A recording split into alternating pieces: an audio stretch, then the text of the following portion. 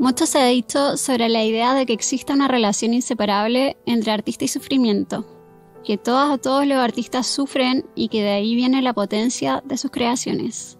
Como si padecer fuese una condición previa para expresarse creativamente, que aquel sufrimiento comúnmente tendría relación con problemas de salud mental o que devendría en aquello con el tiempo, que son personas que se rehúsan a adaptarse a las convenciones sociales, que tienden a la inmadurez, que no tienen códigos éticos, que su moral es dudosa y se inclinan a los excesos, que incluso podría ser peligroso enamorarse de ellos. ¿Qué tanto de caricatura y de verdad existen estas ideas? ¿Qué pasa con esta mirada ajena, como la que se aplica a un objeto de estudio, que es común percibir cuando alguien habla sobre algún artista? ¿Hacemos una separación implícita entre el dolor de un artista y el de alguien que no lo es? Soy Fernanda Barca, psicóloga, terapeuta y licenciada en literatura creativa. Esto es El artista como medium, un camino entre la cima y el abismo.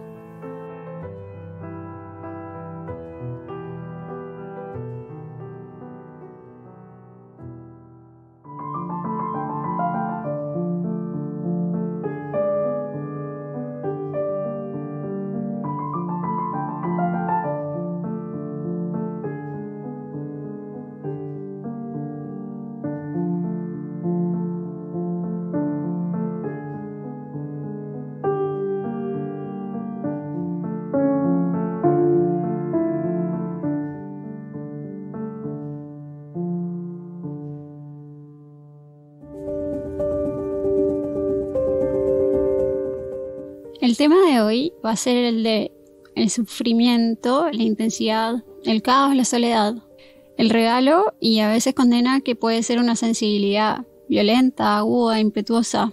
Es por ello que hoy hablaré de los poetas Arthur Rimbaud, nacido en 1854, que abandona la literatura prematuramente a sus 20 años, y Alejandra Pizarnik, poeta argentina, nacida en 1891, que se suicida a la edad de 36 años. Este capítulo va a ser más disperso, más improvisado, pero mi idea sigue siendo plantear más preguntas, reflexiones más que respuestas, para quienes se relacionan al arte, trabajen como artista o para todos aquellos que vivan la creatividad de manera colectiva, pública o en su intimidad. Y aunque finalmente estoy hablando más de literatura, porque es de lo que más sé, pienso que estas ideas pueden dar para reflexiones para toda la exploración creativa. Por otro lado, también hablaré hoy de la novela publicada en 1853, Bartleby, de Herman Melville. Esta novela no tiene que ver con algo en que sea foco, al menos de lo que voy a hablar, la vida del autor como alguien que tenga una vida impetuosa, intensa, sino que más bien voy a hablar de este texto porque ilustra también lo que es la soledad y los problemas de salud mental. Vamos a comenzar con una pequeña biografía de quién fue Arthur Rimbaud. Nació en 1854 en Charleville, una ciudad en Francia. Tuvo un padre militar que no estaba presente, solo lo estuvo en el nacimiento de sus hijos y luego el último no apareció nunca más. Su madre fue muy severa, muy autoritaria, también muy religiosa. Por ello, en la adolescencia Rimbaud se escapaba constantemente. En la adolescencia, en plena guerra franco-prusiana, escribe a varios poetas. Uno de quienes escribe es el poeta Paul Verlaine, quien queda sorprendido con la escritura de Rimbaud y lo invita a su casa para conocerle. Verlaine, que estaba casado y tenía un hijo recién nacido, comienza al poco tiempo una relación tormentosa con Rimbaud. Viajan por Europa, pasan por muchos excesos, muchas drogas, la famosa absenta, peleaban constantemente. En realidad era una relación bien tormentosa. Verlaine abandona a Rimbaud al poco tiempo. Rimbaud no sabe de él durante unos días y al poco tiempo le llega una carta en la que Paul le dice que pretende volver con su esposa y si es que ella no acepta, piensa suicidarse. Entonces Rimbaud viaja a Bruselas para avisar a la madre de Verlaine, lo que en realidad termina en una pelea muy violenta en la que Verlaine dispara a Rimbaud y lo hiere en un brazo. Luego Verlaine estaría encarcelado 2 años por esto que ocurre. Rimbaud regresa a su casa y se dedica a escribir Una temporada en el infierno, que es el último de sus textos en 1873, su último poemario. Imprime unas pocas copias, las reparte a algunos amigos y nunca más vuelve a escribir. Se convierte al catolicismo y en adelante viaja por Europa, se enrola un tiempo en el ejército. Finalmente también se dedica al tráfico de armas en África. Muere a los 37 años por un carcinoma de rodilla. Dice Rimbaud que su decisión de dejar la poesía tuvo que ver porque la consideraba una forma de locura, que si hubiese seguido su vida habría peligrado. Es curioso que sepamos esto el día de hoy, pensando en los versos que dan cuenta del espíritu de Rimbaud cuando sí fue poeta, entre sus 16 y 20 años.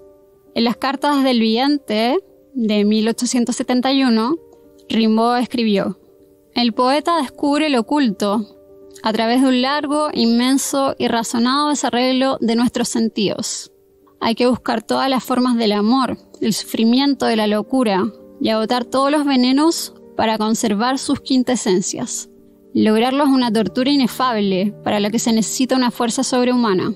Ante los demás te conviertes en el gran enfermo, el gran criminal, el gran maldito, el sabio supremo y llegas a lo desconocido. Esto solo lo consiguen quienes ya de por sí tienen un alma rica, la cultiva y no tienen miedo a enloquecer».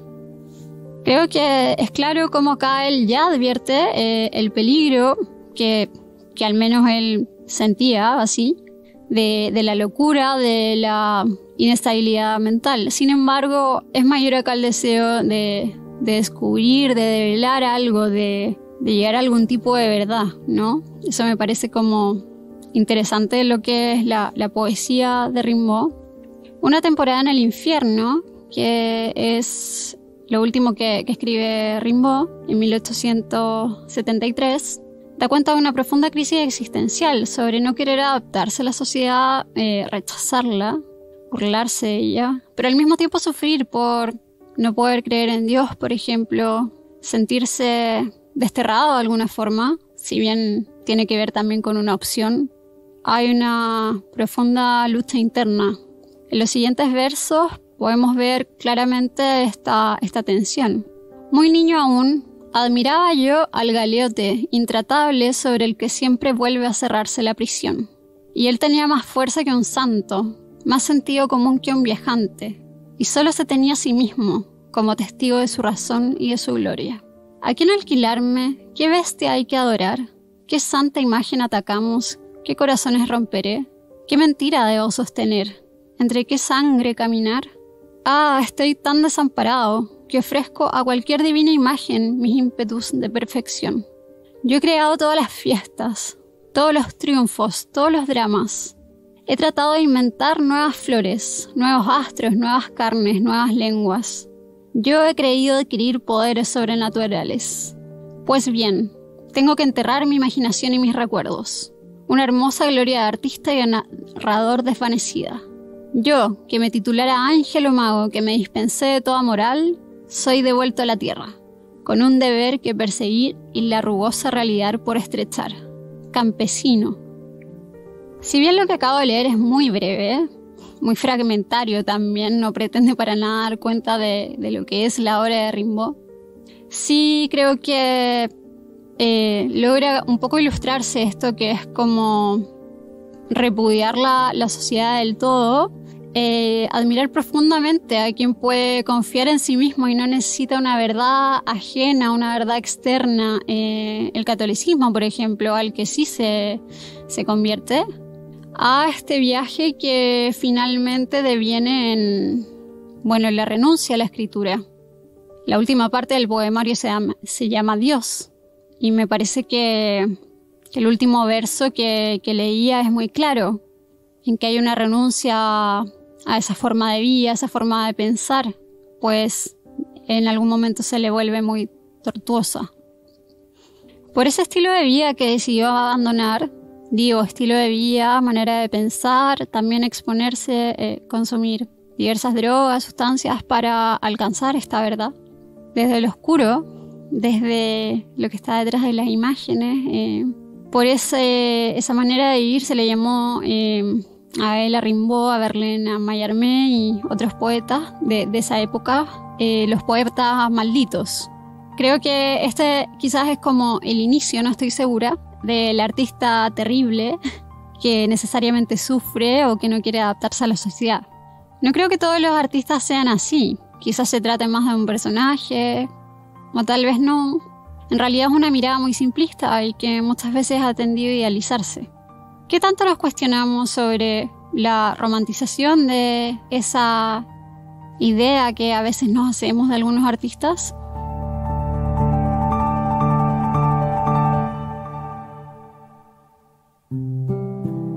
Alejandra Pizarnik nace en Argentina en 1936 y se suicida en 1972 a la edad de 36 años.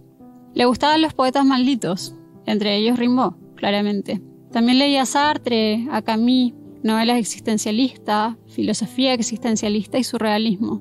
No lo pasó bien de niña, tampoco en su adolescencia. Tempranamente se sintió triste, desolada, desamparada. Sus padres eran rusos judíos y había una sombra en su casa del horror del nazismo, algo que ella percibiría tempranamente, la tristeza que había en su hogar, la preocupación, la tensión. Las relaciones en la familia tampoco fueron sencillas. Tempranamente fue comparada con su hermana, pues para ella eran más fáciles las relaciones sociales y se adecuaba a un canon de belleza que Alejandra envidiaba. Eso le significó tener problemas alimentarios. A los 15 años empezó a tomar anfetaminas para poder estar delgada. Se sentía muy fea, se sentía gorda, tenía acné. Todo lo que fue mermando su autoestima, su confianza, haciéndole más difícil afrontar sus demonios.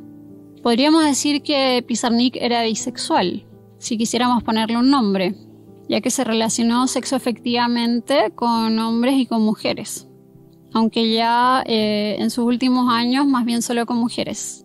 Sin embargo, a ella le horrorizaba la palabra homosexual y por ende la idea de serlo. Cuando estuve leyendo sobre ella, ya sabía varias cosas, por eso la estudié. Me llamó mucho la atención que hablaban de ella como una persona muy buena para bromear, que siempre estaba diciendo cosas de manera desafiante, molestando, que para algunos de sus cercanos es extraño que la recuerden como alguien principalmente melancólica, pues en realidad ella muchas veces se mostraba como alguien muy atractiva, muy magnética. Incluso a veces era difícil saber, imaginar que sufría. Pero la realidad es que sí sufría y mucho, solo que parece que lo escondía bastante. Posteriormente, no tengo claro si en retrospectiva, después de su muerte o durante el tiempo que estuvo viva, se ha dicho que Alejandra tenía trastorno bipolar, que en esa época entiendo que se le denominaba trastorno maníaco-depresivo. Intentó suicidarse 2 veces y la tercera vez lo consiguió en su departamento ingiriendo pastillas.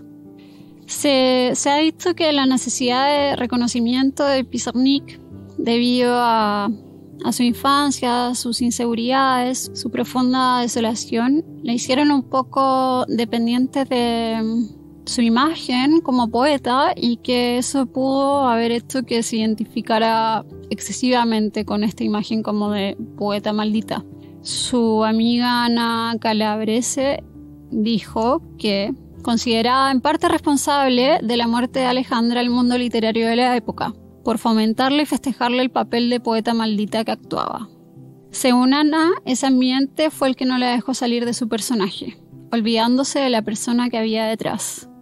Quiero leer a continuación unos versos de Pizarnik que tienen mucho de oscuridad, ¿cierto? De lo depresivo, podríamos decir. Pero también algunos en los que hay atisbos de un intento de salir de ahí. Una lucha interna también por pudo recuperarse, confiar en ella, ser suficiente para sí misma. Recuerdo mi niñez, cuando yo era una anciana. Las flores morían en mis manos, porque la danza salvaje de la alegría les destruía el corazón. Recuerdo las negras mañanas de sol, cuando era niña, es decir, ayer, es decir, hace siglos. Afuera hay sol, no es más que un sol, pero los hombres lo miran y después cantan. Yo no sé el sol, yo sé la melodía del ángel y el sermón caliente del último viento. Sé gritar hasta el alba cuando la muerte se posa desnuda en mi sombra. Pero quiero saberme viva, pero no quiero hablar de la muerte, ni de sus extrañas manos. La muerte se muere de risa, pero la vida se muere de llanto, pero la muerte, pero la vida, pero nada, nada, nada. Aún quedan ensueños rezagados, y tantos libros y tantas luces, y mis pocos años, ¿por qué no? La muerte está lejana, no me mira. Tanta vida, Señor. ¿Para qué tanta vida? Ya comprendo la verdad. Estalla en mis deseos y en mis desdichas, en mis desencuentros, en mis desequilibrios, en mis delirios. Ya comprendo la verdad. Ahora, a buscar la vida. Me interesa haber leído estos pequeños fragmentos para un poco desmentir esto de que Pizarnik solo escribía oscuridad, digamos, le interesaba profundizar en ello. Me parece que sí, pero que había un profundo deseo de salir de ahí, de, como dicen en el último verso, de buscar la vida. Pienso en Rimbaud también, cómo se dio cuenta que esa vía que estaba buscando hacia la verdad, la poesía finalmente tal vez no era lo que le estaba haciendo bien, o no era la manera. Y si Pizarnik en algún momento se vio entrampada con la palabra, tratando de resolver algo que, no lo sé, tal vez no tenía que resolver desde las letras. Creo que es algo complejo, pero que es importante que reflexionemos, que nos preguntemos. Una frase que dijo Pizarnik, me parece que en una entrevista fue: se ha dicho que el poeta es el gran terapeuta. En ese sentido, el quehacer poético implicaría exorcizar, conjurar y además reparar.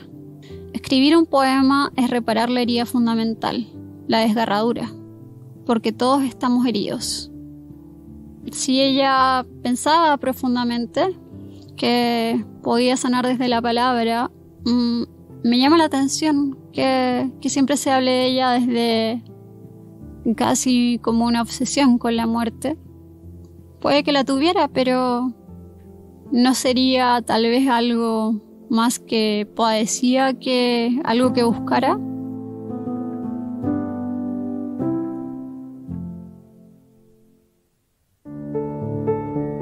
Luego de haber hablado por separado de Rimbaud y de Pizarnik, creo que su poesía venía estrechamente relacionada con crisis personales que es evidente que vivían, que sentían, que aquello que escribían surgía de algo que pasaba por ellos y que traspasaban a palabras. Es común en Pizarnik y en Rimbaud, me refiero a su vinculación con la sociedad, el que no se imaginaran poder trabajar en trabajos corrientes como todo el mundo, o como la mayoría de la sociedad en su tiempo. Les costaba renunciar a vivir completamente en las palabras, en la imaginación un poco, y tener que dejar tiempos para dedicarse a cuestiones de la adultez, domésticas. Eso me hace pensar que tal vez pueda ser alguno de los riesgos de quienes vivan la creatividad desde estos lugares, un poco desde el caos, que ciertamente debe ser más difícil cumplir con cuestiones que a veces requieren orden, requieren método, requieren negociar también con aquellas cosas que no nos agradan y que son aburridas. Pienso en esta idea de la oscuridad, ya sea como una búsqueda voluntaria o involuntaria, pero como algo a lo que iba Pizarnik y Rimbaud, Lo encuentro interesante porque ciertamente me parece necesario que el arte o lo que se diga respecto a cómo son las cosas no solo hable de lo bello, sino que se miren las sombras, que se mire lo feo, lo que no agrada, para poder integrar las partes. Pero quizás en ese camino un poco se fueran perdiendo, no lo sé. Creo que ese Rimbaud no hubiese llegado a sentirse tan consternado en algún momento, no habría dejado la escritura. Son cosas que me pregunto. Pizarnik, antes de suicidarse, antes de sí conseguirlo, estaba internada por ya haberlo intentado antes y le escribió una carta a Julio Cortázar, hablándole solo de desesperanza, que ve la muerte cercana y que en realidad es lo único que anhela. La siguiente carta, que no leeré por completa, pero sí en su mayoría, me parece un contrapunto muy interesante respecto a lo que vengo hablando del lugar desde donde escribieron Pizarnik y Rimbaud. Escribió Julio Cortázar: pero ¿vos te das realmente cuenta de todo lo que me escribís? Sí, desde luego te das cuenta y sin embargo no te acepto así, no te quiero así. Yo te quiero viva, burra. Y date cuenta que te estoy hablando del lenguaje mismo del cariño y la confianza. Y todo eso, carajo, está del lado de la vida y no de la muerte. Quiero otra carta tuya, pronto. Eso otro es también vos, lo sé, pero no es todo y además no es lo mejor de vos. Salir por esa puerta es falso en tu caso. Lo siento como si se tratara de mí mismo. El poder poético es tuyo, lo sabes. Lo sabemos todos los que te leemos. Y ya no vivimos los tiempos en que ese poder era el antagonista frente a la vida. Y esta el verdugo del poeta. Los verdugos hoy matan otra cosa que poetas. Ya no queda ni siquiera ese privilegio imperial, queridísima. Yo te reclamo no humildad, no obsecuencia, sino el enlace con esto que nos envuelve a todos. Llámale luz, o César Vallejo, o el cine japonés. Un pulso sobre la tierra alegre o triste, pero no un silencio de renuncia voluntaria. Solo te acepto viva, solo te quiero, Alejandra. Quien ha pasado por momentos de pérdida de sentido extremo y depresión, en realidad podrá recordar que no tiene nada de glamoroso ver o sentirse así. Por más que aquello se transforme o se convierta en estética. La verdad es que no lo es. La verdad es que es cuestionable cómo muchas veces pensamos en otros artistas ya de la música, Janis Joplin, Kurt Cobain, Amy Winehouse, por ejemplo, Heath Ledger, quien hizo el Joker, ¿cierto? Personas que se transforman en íconos, en símbolos, y no digo que no eran grandes, claro que lo eran, pero es tan admirable, es tan deseable, una vida quizás que fue tan difícil. Creo que Cortázar apunta un poco a eso, a desmontar esta impostura de glamour y habla con una verdad cruda que a mí me parece necesaria. Nuevamente, no como para condenar la oscuridad en el arte, en la escritura, para nada, pero sí para un poco salir a veces de esta apariencia y entender que la depresión no es algo lindo y el vacío no es algo deseable. Pienso que tanto en Rimbaud como Pizarnik es muy fuerte el sentimiento del no creer o no sentir que exista un Dios, un algo más que le otorgue sentido a la existencia. Y pienso que eso debemos vivirlo de manera cada vez más abismante hoy. Creo que ahí podemos entender harto como la nueva espiritualidad y todas esas cosas que a mí me agradan bastante, pero ciertamente revelan algo duro, algo universal de la condición humana. Esa necesidad de poder tener un suelo desde el donde edificar nuestra vida, que parece que cada vez más el desafío es que seamos nosotros mismos. ¿Cómo se logra eso?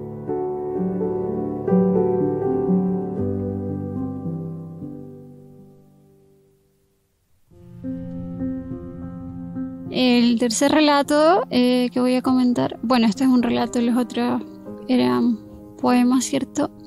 Bartleby, escrito en 1853 por Herman Melville, estadounidense, nacido en 1819 y que fallece en 1891. Él es el escritor de Moby Dick. Yo no la he leído, pero sé que es de un género muy distinto a esta novela corta.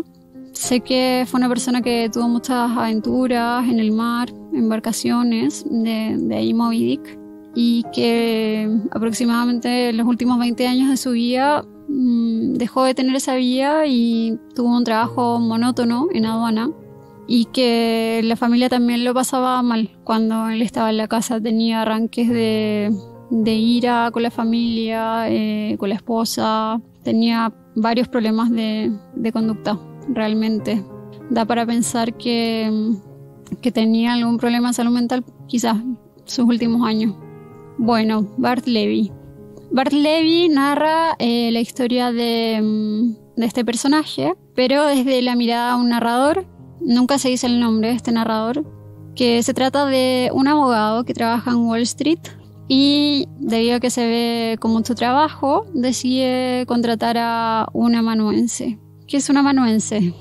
En ese tiempo no había, la tecnología de hoy, entonces cuando se necesitaban copias de documentos, se contrataba a personas que hicieran las copias de documentos a mano.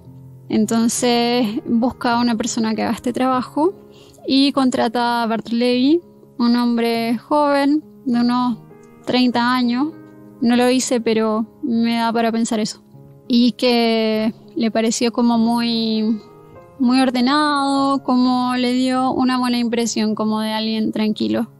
Al comienzo, el narrador, el abogado, está contento de tener a este hombre de buen temple a su lado y ve que trabaja con mucho entusiasmo, con mucha energía. Sin embargo, no lo notaba alegre. Dice: yo estaba encantado con su aplicación. Sin embargo, me hubiera encantado aún más si él hubiera sido un trabajador alegre. Pero escribía silenciosa, pálida y mecánicamente. El abogado se da dando cuenta que, si bien Bartleby es un muy buen trabajador en lo que le corresponde, hay algo extraño en él, un halo fantasmal, y todo se enrarece aún más el día que él le pide que le ayude a contrastar los documentos oficiales con aquellos que él había copiado, para ver que no hubiesen errores.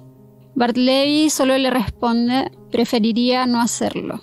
Después de discutir un rato, de preguntarle al abogado por qué prefería no hacerlo y no conseguir alguna respuesta que tuviera sentido, el abogado decide no insistir más, ya que su inexpresividad era tal que la verdad es que queda consternado, queda sin saber qué hacer, muy descolocado.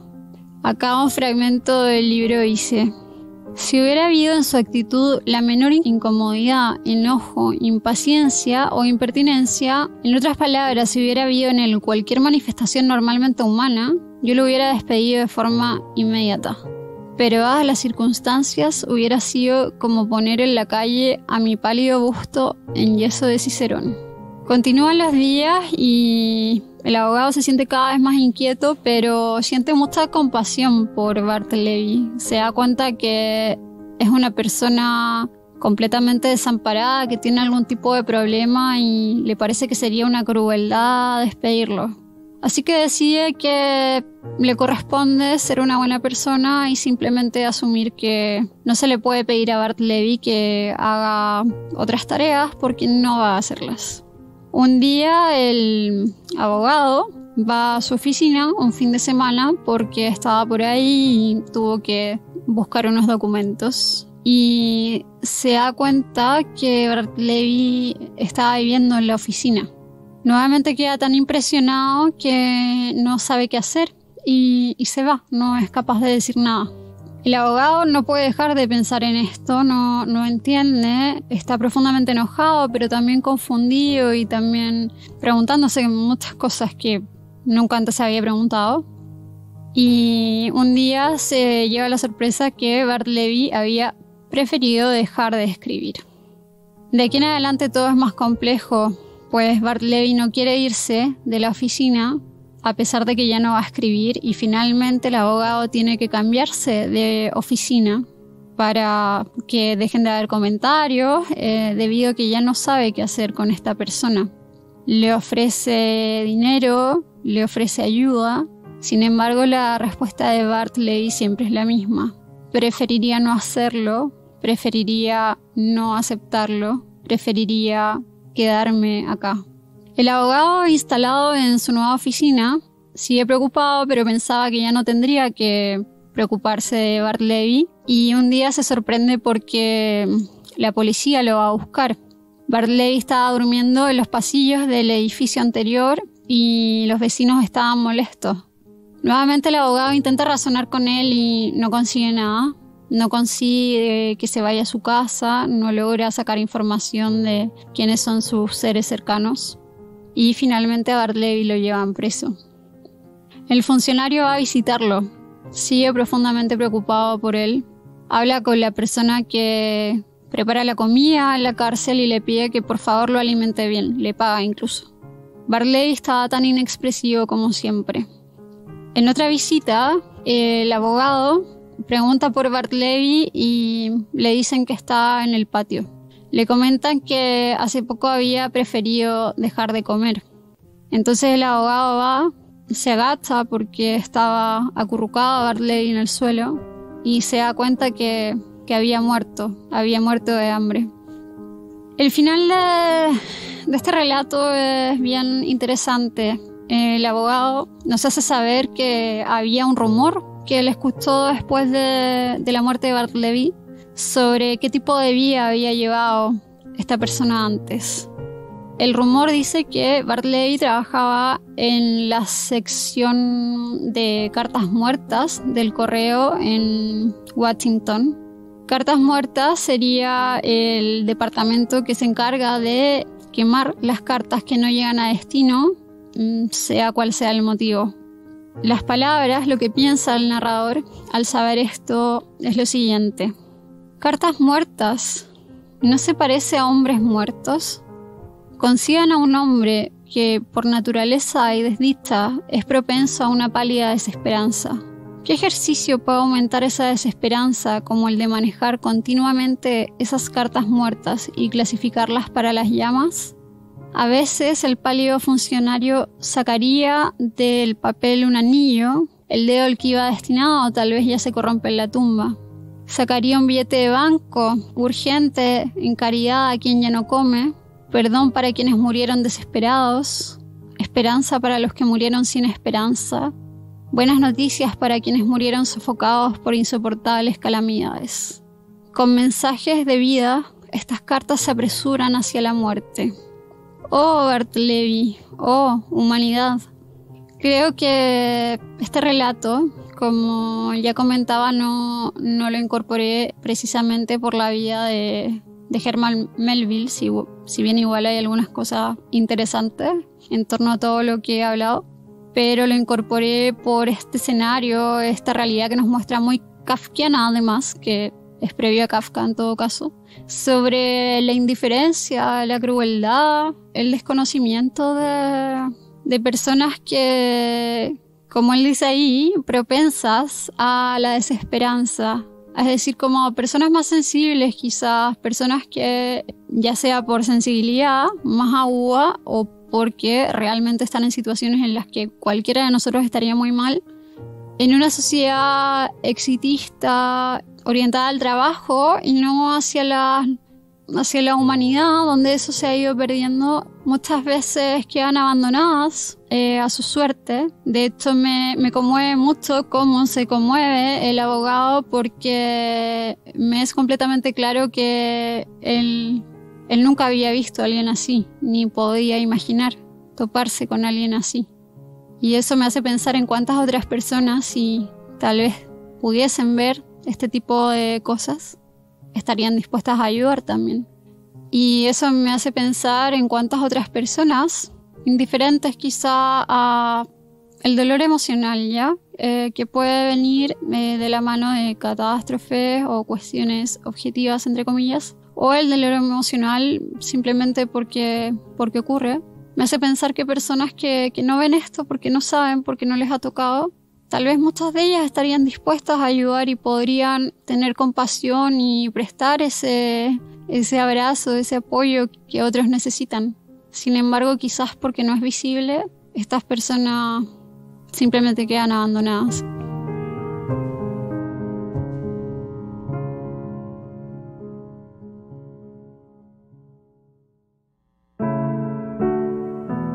La intención del capítulo de hoy fue un poco mostrar estas vidas íntimamente relacionadas de artistas, en este caso poetas, en su creación, casi como mundos inseparables. Cuando eso, en algunos casos que ocurre, no necesariamente es bueno quizás para la persona que crea. No creo que ese sea todos los casos, pero sí creo que es bueno reflexionar en este tipo de personas. Admiro muchísimo, me habría gustado hablar hoy de artistas que ciertamente también crean desde el dolor y transmutan ese dolor en algo que les permite llegar a alguna idea, figura, imagen, mensaje que alivia aquello que cuesta, que es muy difícil. O aquellos que tal vez sí trabajan desde ahí algunas veces y están transitando entre sí estar pasándolo mal, sufriendo, pero también del lado de la vida, ¿no? Supongo que tal vez esa pudiese ser una forma saludable como de relacionarse o con la escritura, con la creación o incluso en cualquier otra cosa que hagamos. Pasa también la gente, por ejemplo, que se sobreidentifica con el trabajo, con la imagen y puede obtener reconocimiento o hacer algo muy perfecto, pero tampoco lo está pasando bien. Bueno, entonces no puedo hablar hoy de esas obras, de esos artistas que nos han inspirado tremendamente para, no sé, como la resiliencia humana, como eso que sí existe en nosotros y que a veces tiene que ver con conectar con algo, con una confianza profunda en las posibilidades, en uno mismo quizás, en algo más allá, quién sabe qué. Pero que no sé si siempre se encuentre desde las profundidades del dolor. Muy humildemente lo digo, esta es mi opinión, mis observaciones, pero pareciera que algunas personas ahí se extravían y que quizá sería bueno preguntarse, ¿es esa la manera? En el caso de los autores que vi hoy, quizás había que pintar, quizás había que bailar, quizás simplemente había que guardar silencio un rato, no lo sé. Me interesa también esta idea de la romantización, no sé, a lo mejor sobre todo cuando somos más jóvenes, pero creo que no solo ahí, de el caos y los excesos y ser alguien excéntrico como concepción de libertad, porque no creo que siempre lo sea. Sabemos también que quien vive excesos pensando en drogas, adicciones profundas, o sea, también hay todo un tema ahí, de ya una dependencia, de una evasión de la realidad que en general igual tiene que ver con algo que no se quiere y no solo no se quiere, sino que no se puede afrontar. Entonces, también me cuestiono eso, como, ¿es eso siempre libertad? Creo que para las personas vinculadas al arte o para los artistas, yo no sé, me siento un poco rara diciendo estas cosas porque no me considero artista, pero sí me hago estas preguntas igual, como si el lugar desde donde están creando les hace felices, se alinea con lo que necesita su alma. Y si no es así, igual preguntárselo, por lo menos para saberlo. Creo que es importante que eso suceda, así como también quienes no somos artistas, que igual nos preguntamos si nos hace felices lo que hacemos o si quizás lo hacemos solo porque lo hacemos bien. Pasan esas cosas. También cuestionar esta idea de hablar de genialidad cuando una persona está poseída por sus demonios o sufre de algún trastorno mental que, considero que ahí existe sabiduría, ya lo planteaba en el capítulo pasado, pero es cierto que hay mucho sufrimiento, es muy difícil. en la esquizofrenia también, no sé, pensemos en Van Gogh, que no sé si lo consideraron bipolar o esquizofrénico, pero no sé si genialidad es la palabra exacta. Siento que en esos casos invisibiliza algo también, que no sé si está bien que endiosemos. Y quizás lo más importante que quería transmitir hoy es esta idea de como este mito de elección del suicidio, ¿no? Y que incluso lo he escuchado en personas del mundo de la salud mental. No sé. Yo no creo en la idea de que el suicidio sea una elección. Estoy pensando en Pizarnik y pensando como en lo que se nos muestra de Bartleby, alguien un poco que se muere en vida. La verdad es que el suicidio no es una elección porque es la única elección, entre comillas, que la persona puede tomar para dejar de sufrir. Y el sufrimiento no es libertad y simplemente que te quede una opción tampoco lo hace una elección. Entonces creo que cuando se dice eso de afuera es simplificar la realidad de lo que son estos estados profundos de desolación o dolor. Y también cuando se habla de diagnósticos, ya sean artistas o de otras personas, también es tal vez como una manera cómoda de decir, sí, es que esta persona tenía un trastorno mental, como si la sociedad, ¿cierto? Como se muestra en Bartleby, como si la estructura social no tuviese nada que ver con lo que nos pasa o cómo llevamos nuestras enfermedades. Voy a hablar de dos últimas cosas para cerrar, me extendí un montón acá. Me acuerdo del eneatipo 4 del eneagrama, que es un modelo de tipos de personalidad que estudió sobre todo Claudio Naranjo acá en Chile.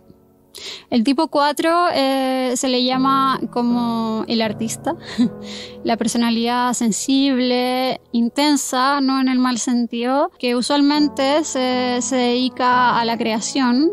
Y también dicen que se dedica a veces a profesiones de asistencialismo o a ser terapeuta, no lo sé, sanadores.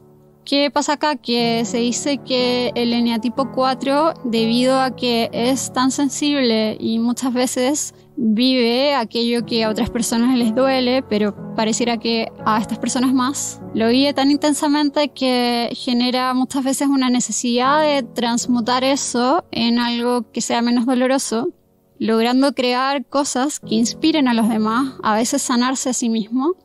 Y cuando lo logra, si es que lo logra, o en los momentos que lo logra, tiene un poder inmenso de sanación, tanto para él como para el resto. Como me parece esto una dualidad o un continuo como muy bonito en esa potencial que existe desde la sensibilidad, tanto como para la dificultad como para el misticismo casi, de creer en los demás, de creer en las propias potencialidades. Recuerdo que alguna vez conversé con Carla Lobos. Carla Lobos es una bailarina que trajo la danza Buto a Chile. La danza Buto es una danza japonesa de vanguardia que surge después de la bomba de Hiroshima, que se propone como danzar el horror de lo que vino después de la bomba, los cuerpos, ¿cierto? La muerte. Se propone performáticamente un poco que la gente resuene con ese horror, con ese impacto, con esa desolación. Es bastante impactante ver el Buto. Pero Carla Lobos lo veía, o al menos ella como desarrollaba el Buto, lo veía como una forma de relacionarse con el dolor como muy espiritual.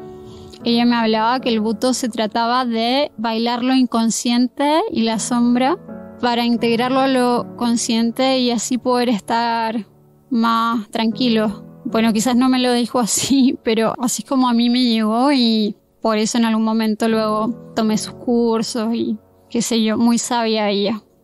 No sé si esa sea la única o la mejor forma de vincularse con el dolor para poder crear, pero sí es una que a mí me hace sentido, que se alinea con las necesidades de mi alma, como antes planteaba esa pregunta. Tampoco sé si lo sea para todos, pero creo que es bueno que sí preguntemos cómo queremos llevar eso cuando sí aparece y tenemos que mirarlo. Y también recordar mirar la sombra, lo que duele con cuidado.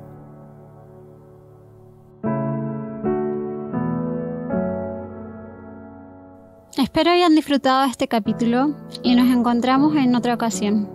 Soy Fernanda Barca y esto fue El artista como medium, un camino entre la cima y el abismo.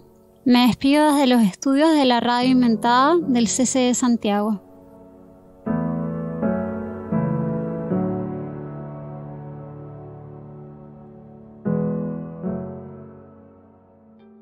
Las opiniones vertidas en este capítulo son de exclusiva responsabilidad de quienes las emiten y no representan necesariamente el pensamiento de Radio Inventada ni el Centro Cultural de España en Santiago. El artista como medium, un camino entre la cima y el abismo, es un programa de Radio Inventada del Centro Cultural de España. Dirección General, Joaquín Jiménez Salvador. Producción, Fabián Flores Corbalán. Todos los derechos reservados.